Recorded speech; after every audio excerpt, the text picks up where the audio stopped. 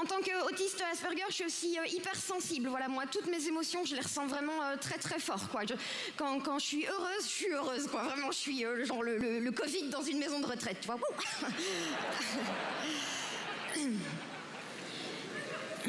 Mais quand je suis triste, ben, je suis vraiment triste. La dernière fois, je suis allée à Amsterdam pour aller visiter la maison d'Anne Frank. Ouais, super idée. Quand je suis arrivée là, évidemment, au bout de 2 minutes, je me suis mis à pleurer. J'étais là, putain, toute cette souffrance qu'on sent dans ce lieu. Oui, mais madame, ici c'est le vestiaire, la visite commence là-bas. Vous savez quoi, les amis? Qu'on soit québécois, qu'on soit français, qu'on soit suisse, on est extrêmement privilégiés d'être tous là ce soir. Vous savez pourquoi? Parce qu'on est vivant. C'est pas trop bien d'être vivant. On est vivant. On est en vie. Juste le rappeler, c'est extraordinaire. Ils ont fait une étude très sérieuse qui dit qu'il y a une chance sur 400 milliards juste de naître. Vous imaginez à quel point on est chanceux? Comment tu t'appelles, mon pote? Mathieu, t'es vivant, t'es heureux? Tu devrais être debout en train de crier « Je suis vivant !» Vas-y. Ouais! Oh là, bon, on est prévenus sur vos spectacles, Jérémy. Bienvenue à vous, en tout cas, tous les deux. Merci d'être avec nous, Florence Mendes, Jérémy Demey. Bonsoir, Nicolas. Bonsoir, Mohamed. Voilà, 2 nouveaux talents, en tout cas, du rire francophone. On vient de voir 2 extraits de vos prestations sur scène. Vous avez un trait commun à tous les deux, c'est que vous abordez des sujets parfois tabous, mais qui concernent beaucoup de gens. Florence, vous parlez notamment de la santé mentale. Vous nous racontez comment vous vivez votre trouble d'autiste Asperger. Pas que ça, mais bien entendu, ça fait partie effectivement de vos chapitres sur scène. Et vous, Jérémy, vous n'hésitez pas à aborder la dépression que vous avez traversée à un moment donné de votre vie. Bon, ma première question, elle est assez simple, mais je la pose à tous les deux. Le rire, est-ce que ça permet de mieux aborder ces sujets personnels, Florence? Oui. C'est plus simple. Oui, tout à fait.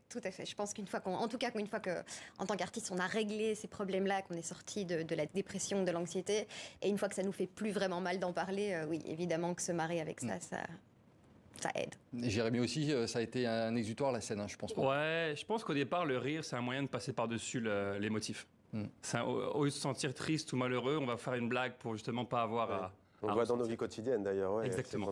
Souvent la blague sert à ça, ouais. Votre spectacle, il s'appelle Enfin vivant. Comme je le disais, vous n'avez pas hésité à parler ouvertement de votre dépression dans ce spectacle. Ouais, exactement, parce que j'ai fait une dépression en 2009 et je me suis dit j'ai 2 choix, soit je prends des antidépresseurs, soit je trouve des outils pour accéder à une vie plus belle. Et j'ai décidé de prendre ce chemin-là. Et je l'ai pris au Québec, parce que c'est là que j'ai vécu pendant 17 ans. Et maintenant, j'en parle parce que je pense que ça peut faire du bien à beaucoup de gens. C'est un vrai sujet, surtout en France. On a 20% de gens qui prennent des antidépresseurs, je pense, en France. Et donc, je pense autant par le rire, en parler et dire qu'il y a des façons d'aller mieux, quoi. Et vous, Florence, oui, c'est la santé mentale aussi dont vous parlez beaucoup. Moi, j'ai pris des antidépresseurs. Et moi, je milite également pour que, certes, les antidépresseurs, c'est pas des médicaments à prendre à la légère, mais qu'on accepte aussi que les gens, parfois, ont besoin de se soigner et que parfois, quand le problème est chimique, la solution est chimique. Et moi, je fais partie de ces gens à qui les antidépresseurs ont sauvé la vie. Donc, c'est bien de le rappeler aussi. Voilà. C'est un ensemble. Parce que parfois, la tisane et la sophrologie, ça suffit pas toujours. Et donc, j'essaie aussi que ce soit plus un sujet tabou. De dire, en fait, personne ne va bien dans ce monde. Et aller bien dans ce monde, c'est pas forcément un bon signe. C'est pas faux. Voilà, je crois que c'est Krishnamurti qui disait ça. Je sais pas qui est Krishnamurti, je cite comme ça. Non, pour me donner ça fait bien. Voilà, exactement. Votre public, il vient vous voir à la fin de vos spectacles en disant « Je me suis reconnu dans ce que vous venez de dire sur scène et merci enfin d'en parler, de libérer la parole ». Pour ma part, oui, c'est hyper touchant. Déjà d'une part parce que j'ai beaucoup de personnes avec un trouble autistique dans ma salle, donc c'est vraiment très chouette. On se balance comme ça tous ensemble dans la même direction, c'est beau. Et oui, il y a beaucoup de gens qui ont des problèmes de santé mentale, qui n'osaient pas en parler, et de 2, des gens qui savaient pas. Il y a le déni aussi. Ouais, mais qui savaient pas que le trouble qu'ils avaient, qui était le même que moi, que celui que j'ai eu, qui est le trouble panique, qui savaient pas que c'était un trouble qui existait et qui pouvait se soigner, qui ont dit, en voyant votre sketch, je me suis rendu compte que j'avais la même chose et j'ai pu me soigner. Et la scène, pour vous deux, ça vous a fait du bien, le fait d'être justement en public? C'est un super antidépresseur, un super médicament contre beaucoup de choses. La scène en elle-même? Je pense que la scène vient combler un besoin, vient combler un manque qu'on a à l'intérieur. Ça, c'est un regard très personnel. Je pense que la plupart des gens qui montent sur scène, c'est par besoin d'amour, de reconnaissance et Aimez-moi. Juste peut-être une petite question, loin de faire une généralité, mais certaines Françaises et Français, souvent quand ça va pas bien, qu'il y a une rupture ou autre, c'est vrai que le Québec, vu qu'on est la chaîne de la francophonie, je vous pose la question, pourquoi le Québec?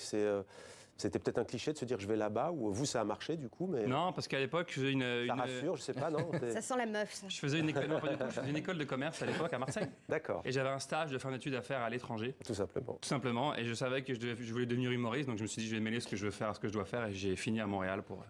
Je voulais qu'on voit un petit extrait du spectacle de Jérémy et on va en parler, on va commenter juste après. Regardez. Attends, vous deux longtemps Pardon? On n'est pas en couple. Ah, vous n'êtes pas en couple? Mais c'est tellement dommage. Mais vous êtes qui l'un pour l'autre? Des amis. Des amis ou des amis? Moi, toi, t'es ami avec lui. Lui, dans sa tête, c'est plus qu'un ami. Je me trompe? Non, il y a des trucs.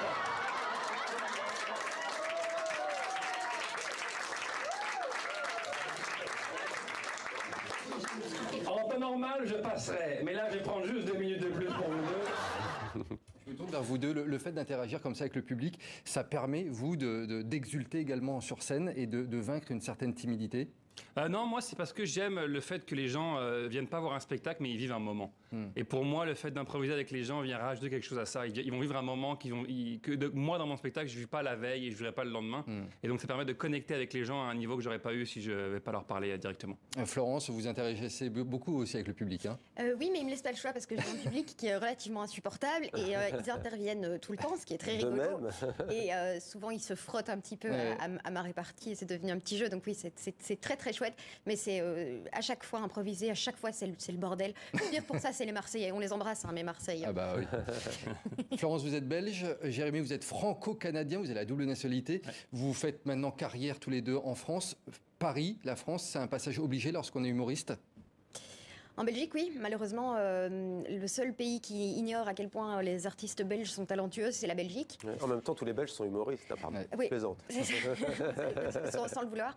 Mais c'est vrai, il n'y a pas beaucoup de reconnaissance pour les artistes en Belgique francophone, tant qu'ils ne sont pas passés par la case Paris, tant qu'ils n'ont pas été validés par la France. Et c'est vraiment dommage parce que Stromae, avant d'être Stromae, il passait sur des radios belges et c'était un peu... voilà, personne ne se rendait compte à quel point ce mec avait du talent. Et puis soudainement, quand on est validé par la France, alors là... Ouais. D'ailleurs, il le leur rend bien parce que l'interview récemment, c'était plutôt sur une chaîne française et pas sur une chaîne belge. Bah oui, évidemment.